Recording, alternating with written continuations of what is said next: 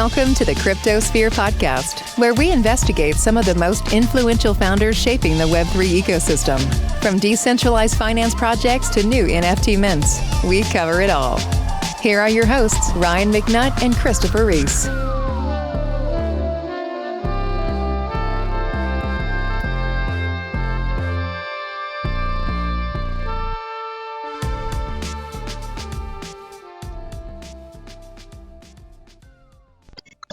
Welcome to CryptoSphere. My name is Ryan. My name is Chris, and with us is Paul Sebastien, who is a technology marketing executive that has spent much of his career in as general manager and chief marketing officer in roles at companies like Microsoft, Sony, Disney, T-Mobile, Udemy, and Offensive Security. He's a great entrepreneur with multiple exits under his belt, including his new Web3 stealth startup company that will be unveiled at a later date. And when he's not building something new, he's advising others that are part of the Alchemist Accelerator cohort. Welcome, Paul. Thanks, guys. Thanks for having me. And I figured since you're diving into this Web3 startup and you're seeing a lot of stuff in NFTs, we could kind of start there and kind of dig in there. Yeah. I know that you kind of explore a little bit when it comes to governance and DAOs, so we can maybe touch on that later. Let's start with NFTs. Great. Yeah. I mean, there's a lot to say. Exactly. Our big macro topics and micro topics, and a lot of different areas we can dive into there. But I think the one theme I might want to sort of start by saying is that so many people still are saying, "Oh, is this fad? It's just going to go away. NFTs are just this scam." It's et cetera, et cetera. It's the same kind of sentiment that you see at the beginning of every technological wave. And having seen prior technological waves, this has all the makings, and then some actually, of some of those same things where on the surface you see a lot of pop culture, sort of media hype around all of the bad things and all the scams and all the things that are silly because again that's clickbait. Those get clicks and gets attention, and right. It's an easy target. But what it misses, and unfortunately where most of sort of mainstream media and culture miss, is that they don't look to the first principles, right? They don't look at what are the underlying shifts happening, what's the potential behind the technology, and then what are the many new use cases that can emerge. And it's so easy to just get caught up in the hype and all the negativity around NFTs or this and that and how silly people are buying Bored Apes and it's just a JPEG that I can right click and save. And that's just, if that's as deep as people go when they want to learn about a topic, they will be really unfortunately at an extreme disadvantage in understanding and thus I think missing what is a one tiny part of a broader technological and I think societal shift that's happening. So I find it very exciting, and I think if you really understand what's happening with NFTs, it actually has nothing to do with just JPEGs and pictures of apes. Exactly. And so you need to dig much deeper and also understand how the interconnectedness of things and sort of what this means at the root, right? Tokenization, right? Mm-hmm. What does it mean to be able to exchange value, in this new way, anonymously and frictionlessly, right? And what are the potential new use cases that can emerge from not just graphics, but all the other things that now can be done with this immutable record on a blockchain. Right. And then you kind of reason up from there as again, where, I say the first principles thinking is just critical to apply to this stuff. Otherwise, you really just miss the forest for the trees and you just get caught up in sort of this very, very surface level sort of pop culture misunderstanding. So anyway, I'll pause there. I could go on and on, but. No, I think you keyed onto a bunch of different things there. If NFTs were some superficial thing, I remember seeing an article recently that I think A16Z was looking at valuing them at $5 billion. as part of some like future investment. Mm-hmm. So it's like you don't have like extremely savvy investors off Sand Hill Road in Silicon Valley looking at NFT projects that have a decent amount of utility kind of beyond this, like what everyone says, the surface level kind of like art JPEG type argument. So I thought that was an interesting thing, seeing that. Yeah, absolutely. I mean, absolutely. And, certainly A16Z, they have been the most prolific, right, around investing in crypto more broadly, and have taken something of an almost, I wouldn't say contrarian bet, but they're really doubling down. They have been. And they're taking a very, very, very strong pro-crypto stance in general. And you have people like Chris Dixon there who are, of course, deeply into the space and things like that. And so it is indeed a very strong point of view. I think it's an admirable point of view, and I think they're going to do very, very well. But again, it's Wild West days right now.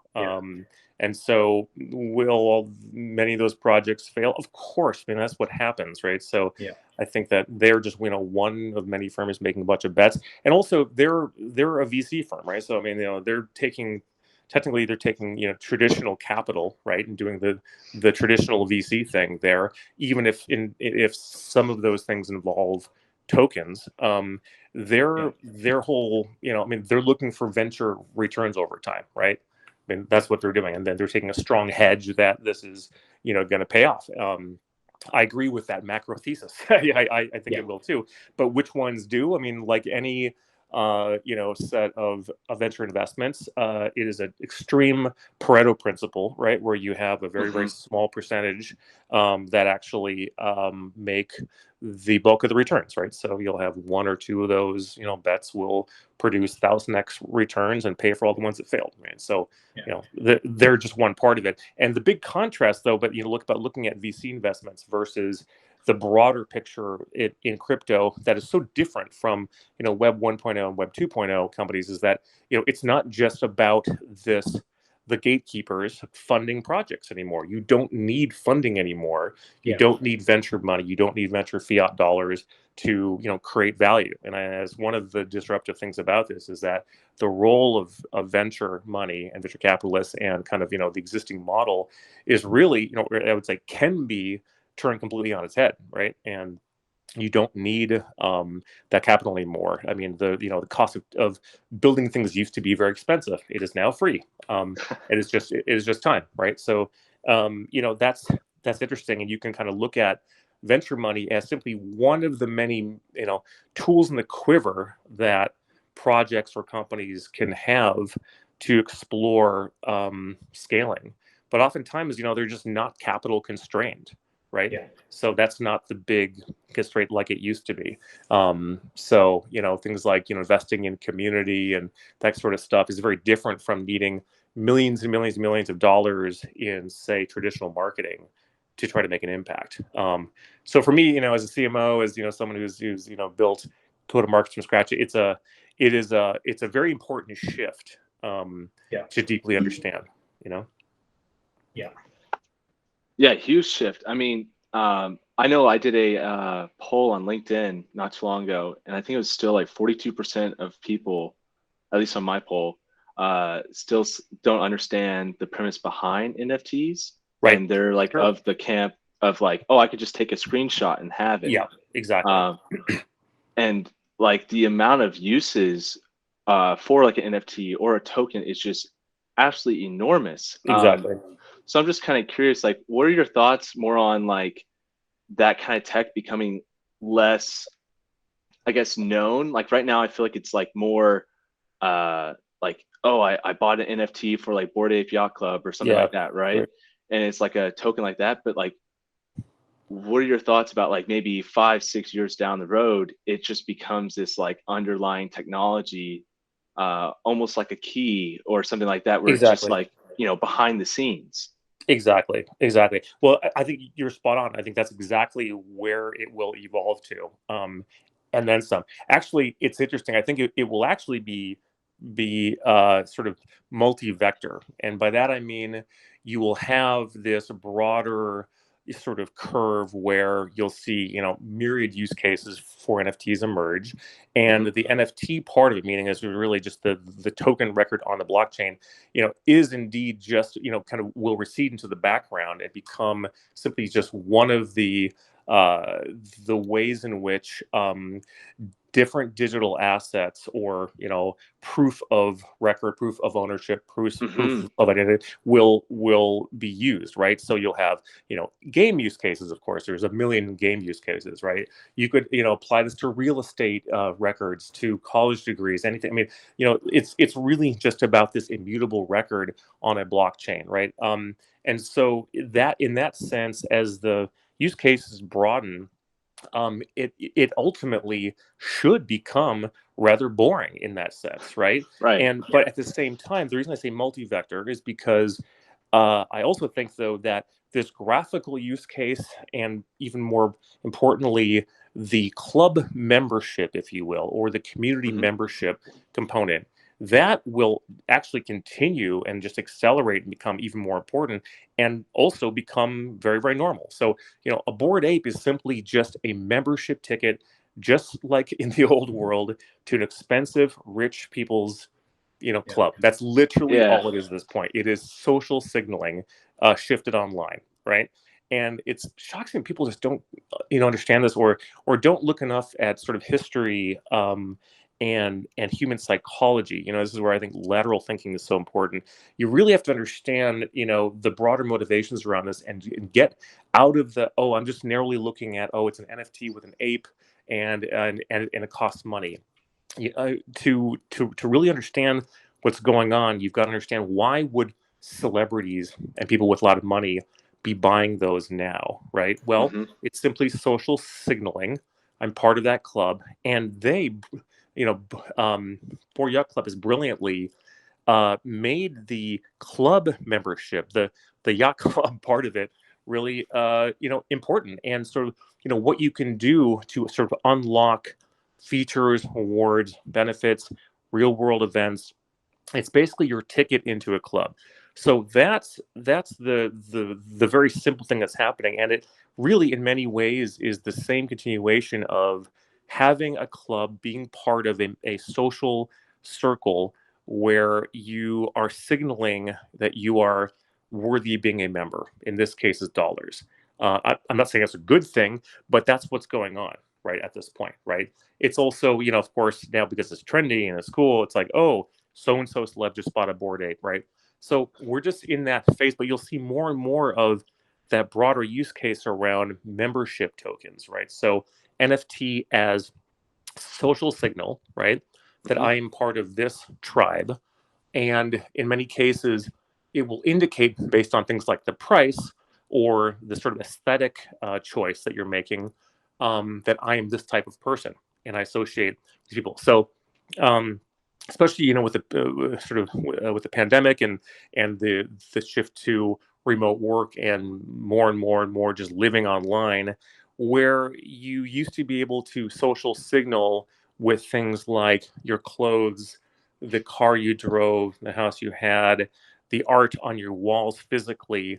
That's a very, very limited distribution there that you're going to get from that these days. It's basically none. So it makes such sense that the social signaling has shifted online. In fact, I mean, it's been happening for a long time anyway, but this is a very, very, very clear use case that now, if your Twitter, profile, if what you are showing to the world, even, for example, people, getting the Ethereum address, right? So I've got paulseb.eth, right? I mean, there are people are signaling that I'm into crypto, or I'm into this, or I'm one of these, right?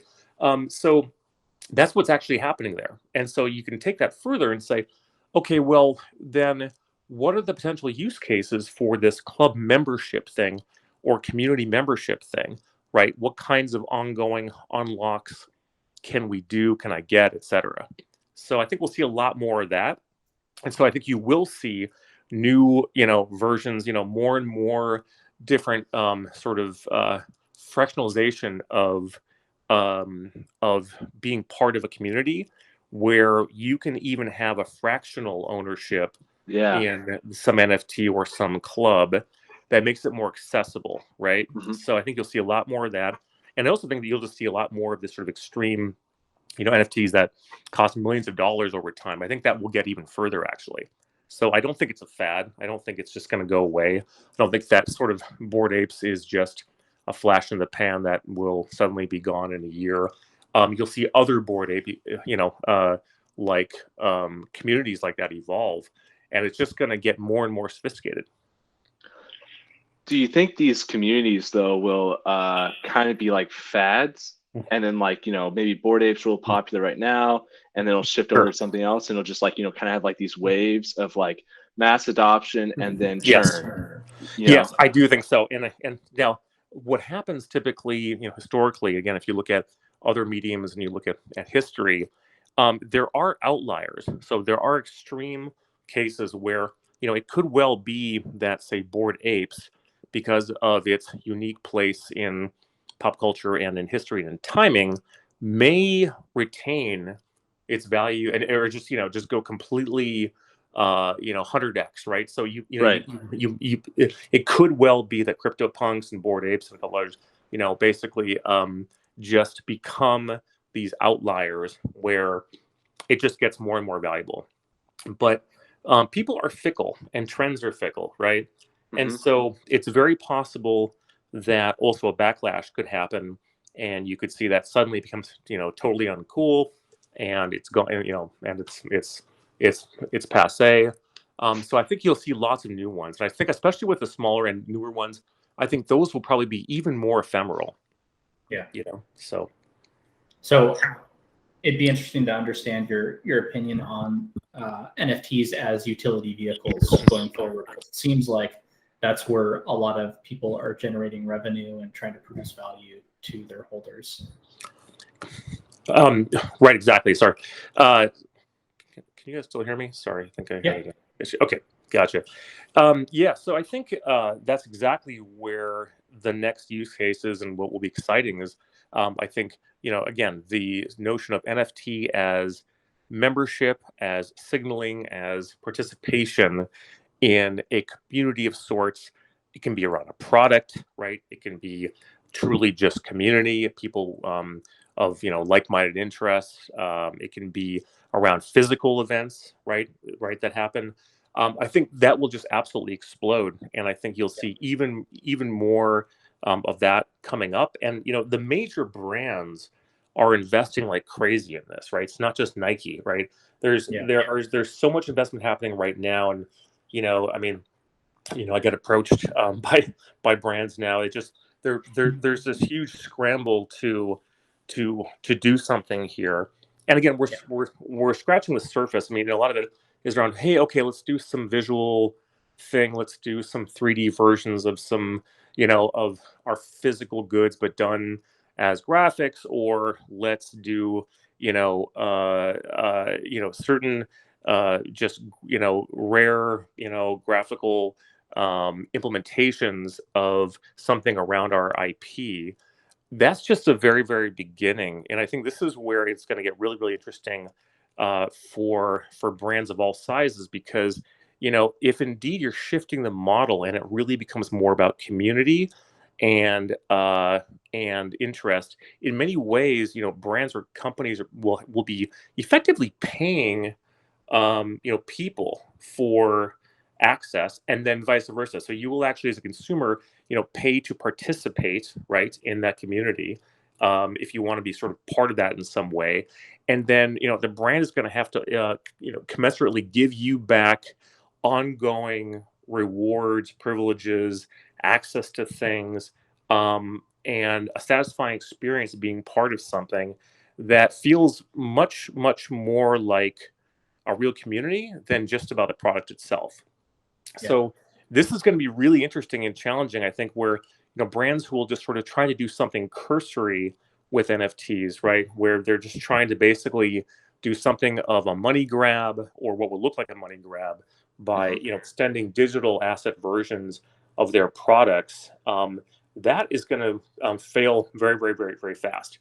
I think there'll be too many options for people to choose from, and there won't be a real sense of rarity or sort of coolness around it unless these brands do it authentically, and it feels like something that actually is going to be special and rare. And that's where I think it's much more about the club membership, the community part of it, the ongoing potential for getting rewards and value in some way beyond just the graphic. The graphic is actually really becomes kind of irrelevant, and it becomes all about, hey, if I participate in this thing, what will I get from this brand that I like, right? Or this influencer, right? Or this celeb that I like, right? So there's already tons of examples of music artists, right, doing this, right? So it's like, what kind of special access will I get? Yeah. Will I get access to their demo recordings? Will I get some special access to seats at a show or whatever it might be? That kind of stuff. Yeah, I think it'd be interesting for us and a lot of our viewers to better understand kind of how you're tackling marketing in Web3, because essentially it's extremely different from the challenges that you faced in Web2. And it's interesting because we see a lot of these NFT projects, that rug or DAOs, that are just forks of traditional products that are able to get these $50 to $100 million valuations in a matter of months. And they kind of follow these marketing playbooks. And it's kind of like, we kind of know that if we're going to put $1 million into Twitter ads, that like, we'll see that 10x in our NFT launch. So I think it'd be interesting to like understand the mind of like somebody that is like, is looking into that for Web3 marketing. And like, what do you see as like really good investment vehicles for people that like want to get exposure for their projects or et cetera? It's a great question. This area is changing rapidly, but I would say that what has been working sort of recently or today that I think will only accelerate is that marketing effectively really comes down to community and influencers and the sense of exclusivity where possible, or rarity, or sort of privilege of being part of something. So to do that, it's really all about how can you get people with influence, right, via channels like Twitter, Discord, Telegram, etc., to create attention and interest around something that has some notion of exclusivity in some way, or whitelist privilege, right? There's some like I'm going to have some limited access to this, or if I get in early, I'm part of this community in some way.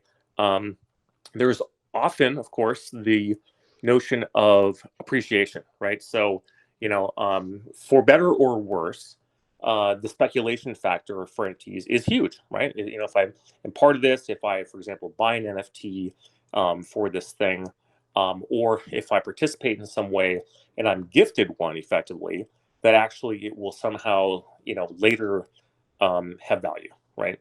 So, to leverage, influencers and community, people who are really, really active and deep within specific communities around those interest areas or brands or topics, right? That's the fundamental nature of how marketing happens. Now, I think what we'll also see though is, there's still a lot of traditional, I would say, timeless marketing principles that apply. This is where I've tried to be helpful, on projects that I've been advising on. Is there are still core human psychology level triggers that will always be relevant, right? It's like, how do you trigger dopamine in people's brains, right? With psychology, right? What are the kinds of things you can do to make them go, ooh, oh yeah, I want that, right?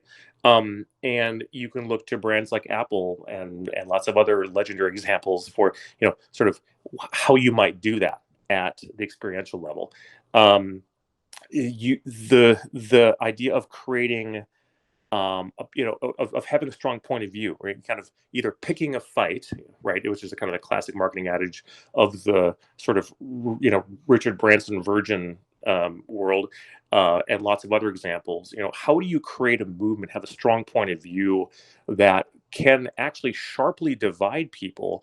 But that's a good thing in marketing, because you create people who are even more passionate about that topic and will do your marketing, or they're explaining for you, and because they'll say no, it should be this way, or we're into this, and here's why, or here's why this thing is good, not bad.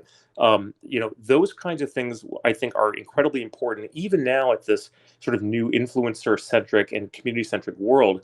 And then I think to really go into pop culture, right? Because the NFT buying community still, and really the crypto community is still incredibly small, right? Mhm. Yeah. And there's so much, sort of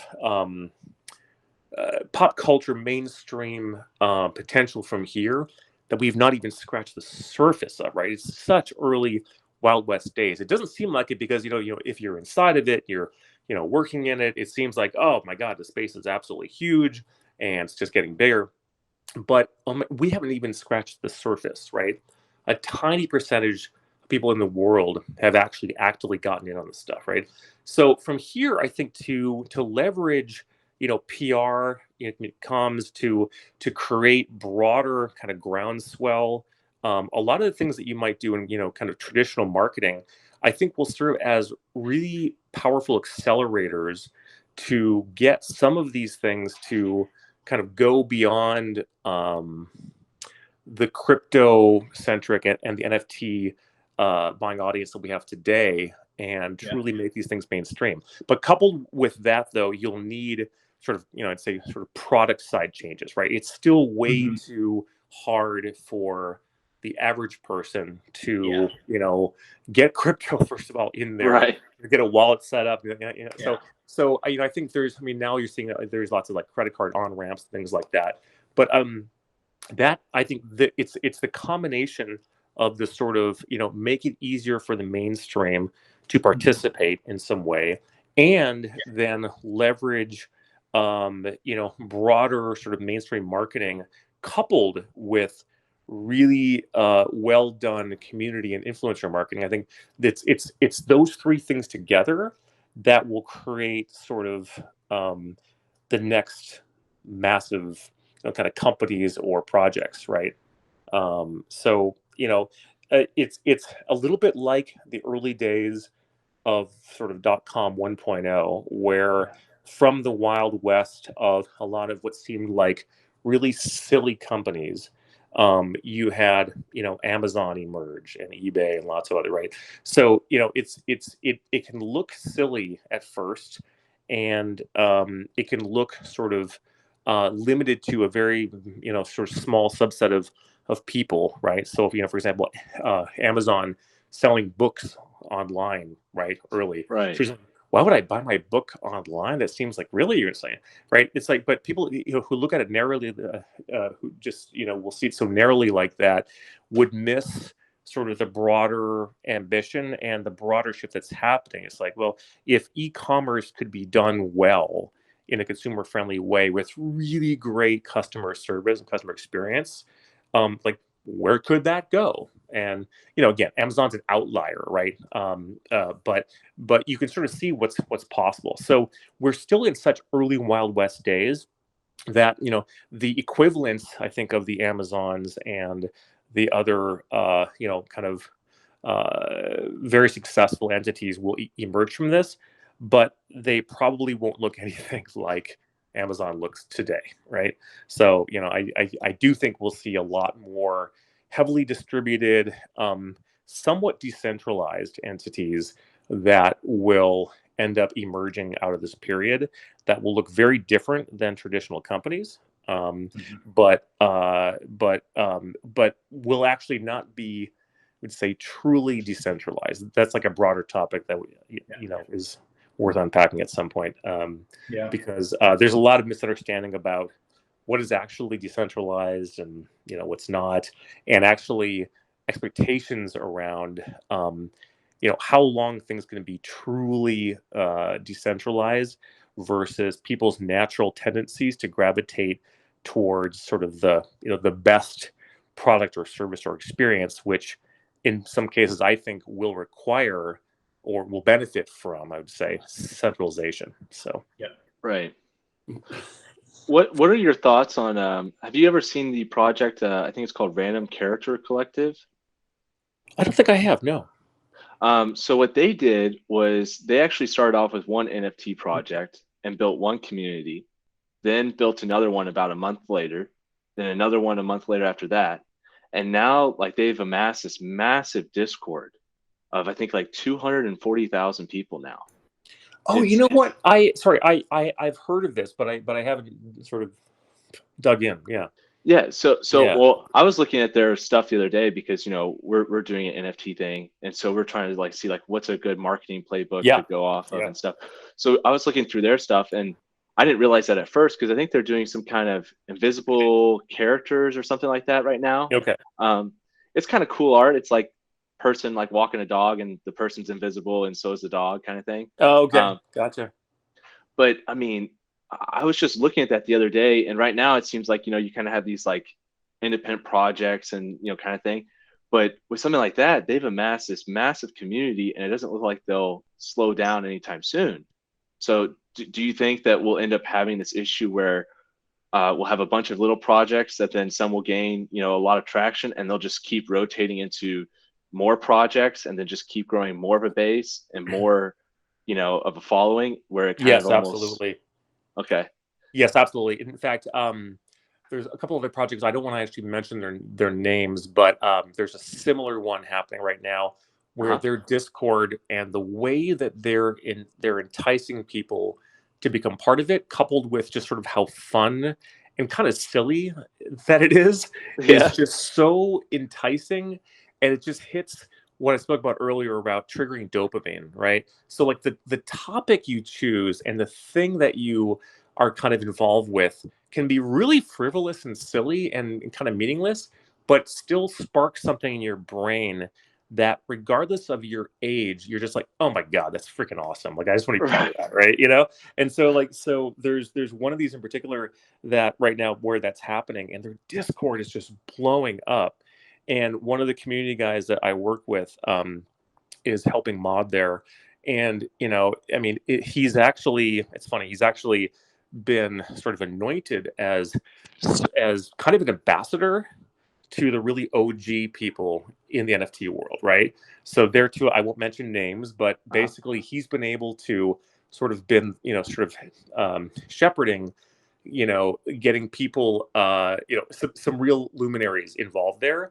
And that's cool. the other, the creators of this thing were like, hey, we want you involved because these OG people and they trust you. So we want them to have a great experience. So we want you as kind of a backstop for them, just to have a great experience, right? And so I've been watching that happen.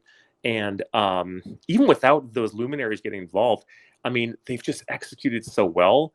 And they've done this great job with sort of creating FOMO around what's coming up. And the FOMO part of, hey, you can get in now, it's free, it's but you're going to get X, Y, and Z later, coupled with the topic being kind of silly but fun, and inviting people to participate by expressing their preferences, it's just been absolutely brilliant. And this is all in Discord, right? And it's been a really good kind of a microcosm to watch and observe and kind of distill, and kind of reverse engineer best practices from. So I've been learning a lot from that project and kind of watching that go. And I think the sort of playbook, if you will, from that is super interesting. Yeah. Yeah, they have, I mean, a lot of these projects I'm seeing like somewhat follow a similar playbook of like whitelist, they'll give stuff away for that. Exactly. Then they follow it up with maybe like they get some kind of influencer, and then the influencer gets whitelisted. I mean, exactly. It's absolutely fascinating. And then, I mean, we're trying to get maybe like our server like on Discovery or something like that to then help promote that. But I guess like for that, you have to be so many weeks old. So we're a little early for that. Right.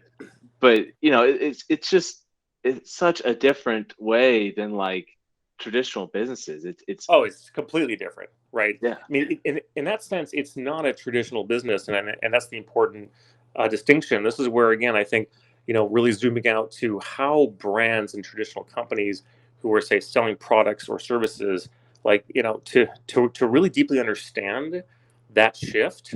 And frankly, they're gonna, in many cases, have to come up with entirely new uh, product streams, models around how to engage people at that level, right? To take advantage of it anyway, right? I mean, our core human needs are not going away in the sense that we're going to need to buy products and services to live, for all the different parts of our lives. But I think to really leverage this is where people are spending more and more of their time, and I think will be, right, going forward, in these contexts where you're on Discord or you're part of these communities in some way. That really changes how you interact with the brand, what you might buy, right? And importantly, I think how much digital stuff you might buy or participate in, right? So this is where I think it will over time become more and more normal to buy NFTs or buy digital assets or goods for not just the signaling, but for the utility and for using in your online presence. For the average sort of consumer, right? That sounds like no way. Like I'll use like Instagram, and I'll post my pictures there, and I'll do this and that. Or I mean, I'm on Snap, and I grew up with Snap and whatever. But I'm not gonna it's still, that even seems like absurd. They're like I'm not gonna be spending my time buying like some like in-game asset kind of thing. Well, you know what? Yes, you will. Yes, you will. You didn't think you'd be spending time glued to this thing in your pocket and on social media, a decade ago either, right? But here you are, right?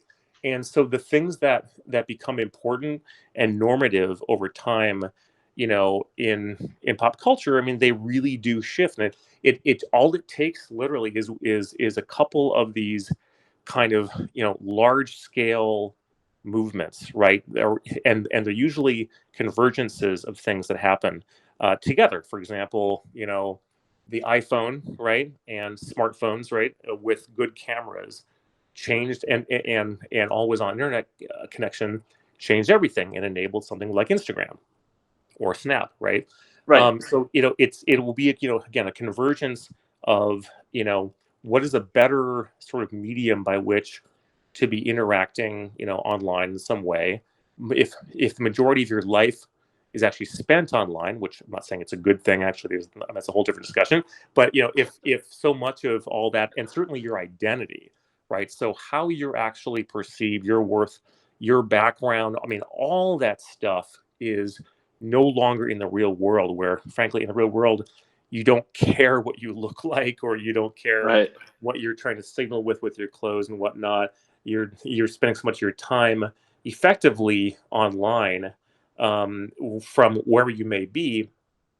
Then that coupled with the next sort of medium or place by which you're interacting with people online and sort of showing your value or participating in some way, including it for work, right?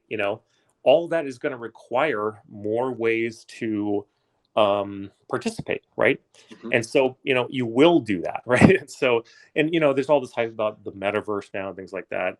That's also a whole other topic. But that broader shift is really about spending time online and your identity being online and the sort of privileges or the things that you have, and their sort of value, right, both real and perceived. That's the big shift that's coming. And again, it feels kind of insane right now. It feels like no way will I be spending time in these online communities. Well, you already are with social media today. It's just that you've been doing it through these existing interfaces, and that's just going to change. Right. And there wasn't, and like on Facebook or something else, I mean, there wasn't really a great way to say like, oh, hey, like I'm an avid climber or something like that. Or that's right. you know, other than like maybe changing your profile picture to you like climbing up a mountain. But That's now right. you can like totally do that, That's right. you know, effectively through like an NFT and show that like, hey, I'm a part of this community. I've also heard it referred to as like the Rolex of the internet kind of thing. So like Hmm. you're kind of showing off like something like that. Oh, exactly. Um, Right. yeah, Right. Exactly. it's Yeah. it's just It's it's it's the fascinating. most bizarre thing. Like doodles are a project that I have like a major affinity for, Yep. Oh, yeah. and I think the floor is like 13 or 14 ETH. No Yeah. matter what, like I really want to buy into that Of project, course. but it's like as like a startup founder, it like makes absolutely no sense with the kind of burn we have. It's just like I don't want a new truck or I don't want anything fancy. I just want a doodle NFT, and like that's just like mind blowing to me. That Well, so kind of that, I mean, so psychology. that is a great example right there. So it's like, did you ever imagine yourself 5 years ago saying what you just said, that I really No. want a doodle NFT? And if you unpack the psychology again, I think it's the psychology that's interesting. It's like, why do you want a doodle NFT? What is it about doodle specifically and having an NFT and the sort of participation signaling, all that stuff that you get from that? I think that's really important to deeply understand. And then when you understand that deeply, you can apply that laterally to lots of other things, and you can kind of put all this technology and all the enabling stuff about, you know, the what's possible with, you know, with blockchains in context, and you can then sort of see the opportunities, right? So I think it's really important to kind of unpack even, you know, your own example there of Yeah. what is it about it. I mean, is it just the art, right? No, it's probably much more than that, right? Right. You know. The community has been really helpful on Twitter. Awesome. Yeah, Super, right, super exactly. helpful on Twitter. Right. I mean, the value of these things is the community around them. And so the whole thing lives or dies really, especially going forward, around the community and I think the authenticity of it. And I also think that, you know, again, I think topically there has to be something kind of quirky about it in a way that hits the right dopamine triggers again in your brain, right? It's got to like tickle something in your brain, right? That really speaks to your sort of lizard brain, right? Right. We are, you know, we actually, despite the fact that we're talking about blockchain and living online, stuff like that, our evolutionary brains are still, you know, incredibly old, and actually those parts of our brain have nowhere near caught up, right, with where we are in today, which actually causes a host of problems, including things like anxiety and addiction and dopamine over, you know, right. So there's problems with that, but what, you know, what's happening there is that when you see things on a screen, right, whether it's the colors, it's the things that it conjures in your brain from maybe your memories or your past, it's all those lizard brain subconscious things that are being affected, right? So that example that I mentioned about that certain, you know, Discord community, that you know, there's all kinds of things that are happening psychologically around the particular topic that this one is doing, and it's a combination, I sort of realize, of triggering your maybe childhood memories, your preferences, and as part of that, you're like, oh no, I was way more of this type of person, or I really ate this type of thing, or whatever. And so it's really really important to understand like the deep psychological triggers that are at play here. And if you understand that, you can, you know, kind of leverage those in a way, right? You can say, okay, is the thing that we're creating, is this going to basically spark joy, right? You know what I mean? Is this going to Right. create dopamine? Is this going to make my subconscious lizard brain feel that special kind of something that I otherwise wouldn't feel? And you know, again, there's so many ways to do that.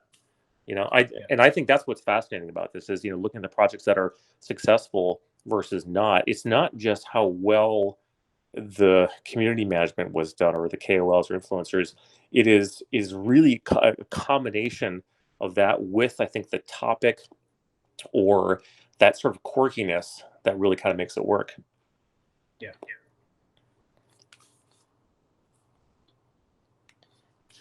Yeah, I mean, the overall like virtue signaling is also very interesting. I know, Definitely. like for like Bored Apes, like I mean, I think that one's at like 120 ETH or something like that Oh now. yeah, Like yeah. it's crazy, but It's an outlier. Yeah, yeah. yeah, I don't even understand. It's like I couldn't.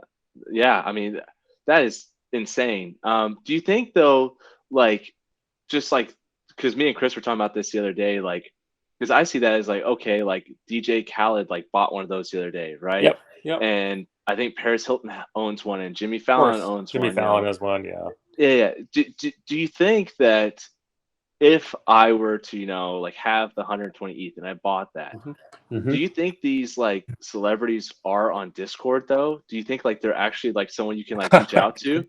Because me and Chris were talking about that. Typically, no. Yeah. Yeah, like I'm just trying to think, like if that's part of the community piece, are they somewhat like edging themselves out, like of that, like their value is kind of going down because instead of like someone who would actually be contributing to the community, they're like maybe just a like super awesome celebrity, right? Yeah. But they're not actually like a contributor or someone that you can like converse with. They're just like, That's right. hey, I got one. I'm showing everyone I got one, and like they're offline and taking a spot from someone else who may actually be a contributor. Yeah, it's a great question, Ryan, and a great perspective. I think that's a very astute point. Bored Apes again. This is a true example of an outlier, right? You in any new movement like this, you will have extreme Pareto cases, right, where it's sort of like winner take all, and this happens regularly in like pop music, where you'll have some extreme outlier that is just so far out above and beyond, right? That ends up sort of taking so much of the overall share. So a similar thing sort of happening here with Bored Apes. I mean, it really has, again, it's sort of jumped the shark, if you will, right? It's reached that sort of apex level where by first celebs getting in on it and propagating that it's cool and signaling that it's cool, it drives the perceived value and real value up, right? Higher and higher and higher. And so with every new celeb that gets added, the power of the network, right, goes up. This is kind of a power law distribution, right? So, it's basically they're just going to keep getting more that way to a point where it's like, oh, if I'm a celeb and I don't have a Bored Ape, I'm at a disadvantage. When we're really getting to that point now with this thing, it won't last forever, right? This is where pop culture is fickle, and it is very possible. It's certainly possible that it will sort of implode at some point. Now, again, what's really weird though about this is that it could just keep getting bigger and more and more and more expensive, where literally I mean the price could go to 1,000 ETH or more, right? I mean it just could get totally crazy, and that just simply actually makes it even more attractive and more of a, oh my god, this person has a Bored Ape, right? Right. So I mean that is certainly possible. It's really hard to say which way it's going to go because again, there's actually no way to predict. There is all kinds of random black swan event type things that could happen here that could sort of pop the bubble or make it fire or backlash. I think the bigger it gets like that, the more possible that a black swan event could affect it. And in particular, I think there could be there could be another thing that emerges that once the right celebs get involved in it, it could then become that, oh, Bored Apes are so 2021. The new thing is X, right? And so I'm sure we'll see that kind of thing. I also think that we'll see, basically stark kind of differences and people picking a fight, right? Like I said earlier, where you'll have the anti-Bored Apes, right? So you'll have people who are like, screw Bored Apes and all the expensive money signaling stuff. The authentic thing is X, right? Right. So, yeah. Yeah, I tend to agree with Paul on this one. I think like if celebrities aren't directly contributing intellectual property and or like the progression of the project as a whole, if anything, they're essentially part of the brand equity. The same way like people that would wear Gucci or whatnot, like become part of that brand identity. Yeah. They're just them being part of the network is inherently valuable.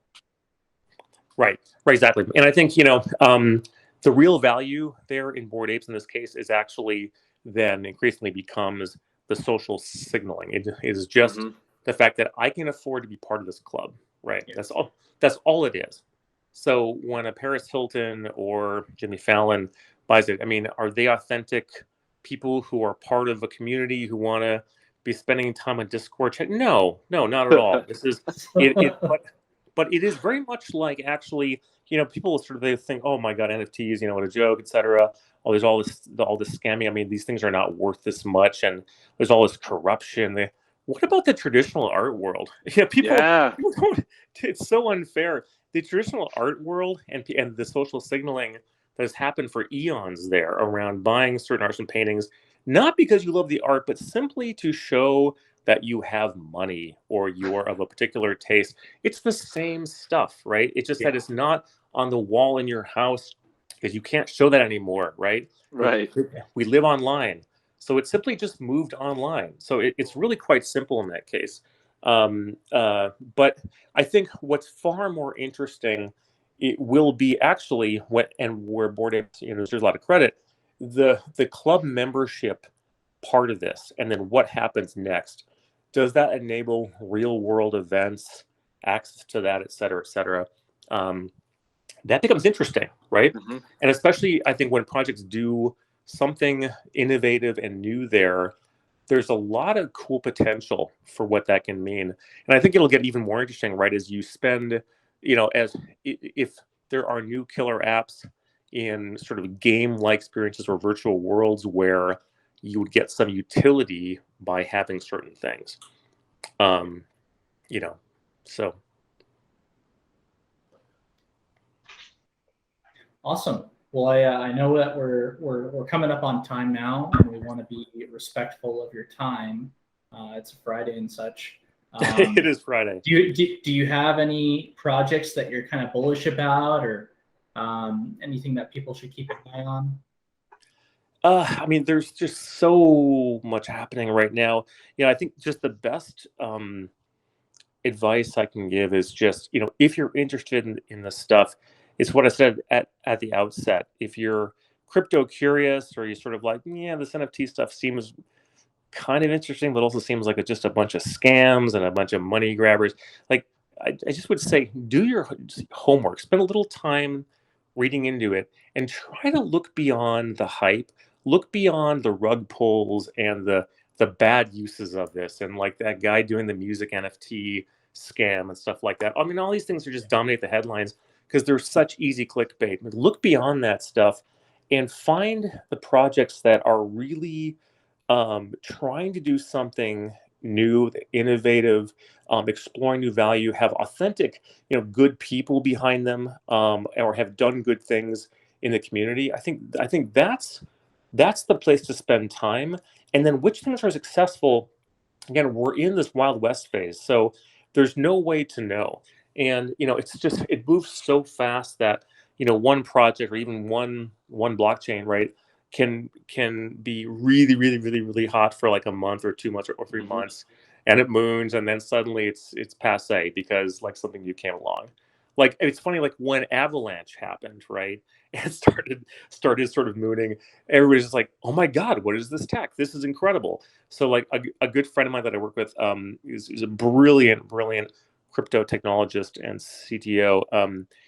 He was sort of saying, yeah, it was all about, say, Polkadot for a while, or I was all excited about that until Avalanche came along, right? It's like, right. It's like, wow. I mean, he was sort of like saying, look, I was really thinking that the future could well be Polkadot, and it still could, right? But suddenly Avalanche, came along, and it's real tech he was actually using on something. He's like, this is incredible. Like, this solves so many problems, and it can do X, Y, and Z, and I could do this like parachain like stuff, and right, there's just so many new things happening, and will continue happening that again, in 2 months from now, the landscape can look different again. But I'd say it's also important to sort of try to look beyond just the monetary speculation part of this. I think so much of it, at the end of the day, people are still like, yeah, I'll get involved, or I'm curious, just because feel like I'm missing out on making money. That too really misses the forest for the trees. It's so important to understand the broader implications around value exchange. And value exchange is not just some dystopian, capitalistic sort of free for all. It's much more nuanced than that. And I think there's a lot of people who also are like, God, this crypto stuff is just all about money, and tokenization just means that people are just going to be so money obsessed, and it's like we don't even really know what things will actually mean or be worth because it's just about the price of the thing. Well, you could view it that way, and actually, in some ways, that is part of the downside, is that we become so focused on the price of and value of a particular token in just pure monetary terms. That's possible, right? And that's one way to view it that I think will be real and actually a downside. But I also think that there's a ton of use cases and broader exchange of sort of intellectual value and aesthetic value that people can and will be getting, that is ultimately as important, or hopefully more important, than just the monetary part of the exchange. And what I think people also don't really appreciate is that even right now, things that we perceive as not having monetary value associated with them, right? When you exchange, for example, liking each other's posts on LinkedIn or whatever, right? You don't have a token there that's being, or a ticker that's being ticked, but guess what? You're exchanging value that ultimately in your brain, what you're actually doing, you're doing a quantification at some level of that, just subconsciously. You're not actually putting a number on, but you're actually there is sort of math going on in your head around, if I'm doing this, is this person I'm relating with, are they is this equal, is this fair, am I getting something back out of this? So the human value exchange component, I think, is really the macro thing that I think will evolve, and I think becomes really nuanced and interesting, right? When you can actually have lots of new ways to do that in an online context that you couldn't before, and in many cases actually have a clear notion of how you're exchanging value and what that's worth. That's massive, right? So I just would encourage people to look beyond just the sort of the rote price and I'm going to make money and cash out at some point to fiat, right? Just get out of that mindset and say, what does human value exchange look like in this new world, and what's possible there, including when I'm anonymous, right? And I don't have to sort of take all my baggage of my history and my whatever I'm doing, or say who I am, but I'm literally contributing value to a project or something, like in a DAO, right, anonymously in some way, and we're both exchanging value. I think that's incredibly empowering and interesting, and has nothing to do about just, I'm trying to make a quick buck, No, exactly. I think there's definitely like a couple of different there's definitely people who are of that mindset, I think, already, and I hope others will gravitate towards that mindset over time. For sure. But Paul, where can people find you if they want to get in touch with you or reach out? Sure. Yeah. I am certainly on Twitter, LinkedIn. Happy to connect on there. It's probably the best place to find me. I haven't been as prolific as I would like on Twitter. Frankly, I actually haven't been doing a ton of social signaling there as much as I could be on there, because I've been frankly just heads down on stuff and it's hard. I'm the one usually advising and coming up with the direction, and other people are sort of doing doing the actual tweeting. So it's funny. So I myself am like not getting around to doing it, but I'm going to actually try to do a lot more now, because I'd love to be able to kind of share more perspectives and ideas than I have been publicly. I've done some on like LinkedIn, and but I've been a little bit more I guess insular there, and just so focused on my work and passionate about it, less about saying, hey, everybody, good morning, good night, we're all going to make it, right? You know what I mean? Like, Right. I'd rather be actually working on something interesting than just sort of like talking about it. But anyway, I'll try and do better there. I think we feel you there. We have been struggling to post more and more on Twitter or social media, talking about what we're building and kind of like, all that. It's very tough. I mean, I don't think me or Chris are really of the camp of posting or come from that where we post all the time or multiple times per day. I think that's fine. I think that's admirable. I mean, there's this notion that if you're not constantly posting, that somehow you're less. I mean, some of these people who are just like completely, have like 600 likes on their posts on LinkedIn, it just feels so fake. So often. And it's like the majority of their value is, again, there actually is social value in doing that. But I don't know, like frankly, with my time, I actually like to read philosophy. Like I read a lot of Stoicism and I read Buddhist stuff. And, I just think there's so much stuff. I'm intellectually so curious that I'd rather spend my time learning and reading and sort of connecting the dots between disparate disciplines than sitting there and just sort of like, commenting on some latest timely thing happening in the news of government or politics or something like that. It just feels so, and there's just a lot of narcissism too, if I had to vent for a second. I mean, there's so much narcissism out there, and more than ever. And again, this goes with our social signaling moving online, like that. But there's also just a lot of just very self-important,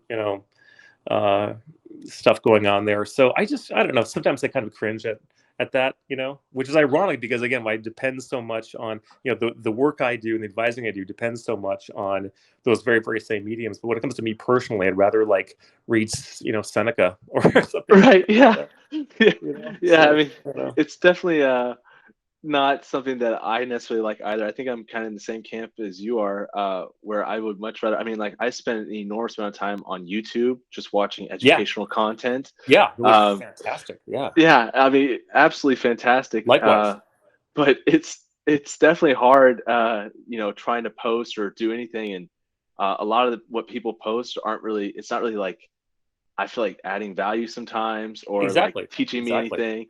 And I'm just kind of like, all right, well, that's cool, and I spent 30 minutes on here and learned nothing. And I have this like itch I'm trying to scratch, where I'm trying to learn something. But Paul, it's been absolutely wonderful talking to you today. Great chatting with you guys. Wonderful questions. And, again, big fan of what you're doing as well. I'm really excited about, the project stuff you're working on and love to chat more about that going forward. And Awesome stuff. Thank you guys. Thank you. Have a great weekend. And remember, we're all going to make it. We're all going to make it. I just had to sneak it in there. Thanks for listening. Find us on social media at Sphere DAO and online at spheredao.finance. Check back weekly for new episodes, and for additional content, check us out on Medium. Until next time, keep hodling.